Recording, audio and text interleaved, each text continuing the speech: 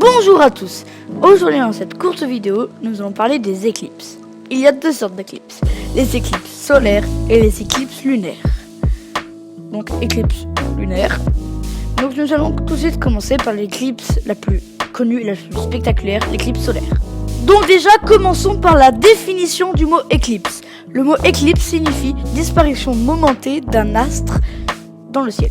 Donc en gros c'est un astre qui disparaît dans un court moment.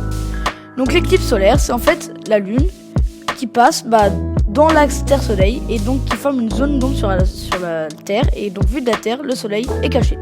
Donc il y a les éclipses annulaires. Donc la lune est pas assez grande pour cacher tout le Soleil. Donc ça forme un anneau, c'est magnifique. Il y a les éclipses totales. Donc comme vous pouvez le voir sur la côte ouest de l'Afrique, ouest-sud, éclipse totale. Et dans le reste, éclipse partielle, voilà. Donc l'éclipse partielle, c'est la lune passe devant le soleil, mais pas trop. Et donc ensuite, on a les éclipses lunaires. Donc en fait, c'est pas le soleil qui disparaît, mais c'est effectivement la lune. Enfin, la lune ne disparaît pas trop.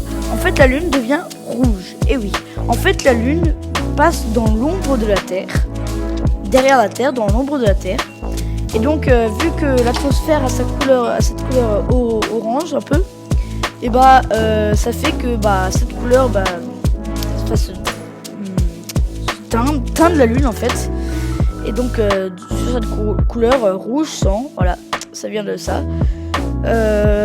Quand le soleil se couche sur l'horizon au crépuscule, et le ciel est orange, et voilà, cette couleur orangée va sur la lune, et donc ça fait cette couleur lunaire. En fait, la lune ne disparaît pas tellement.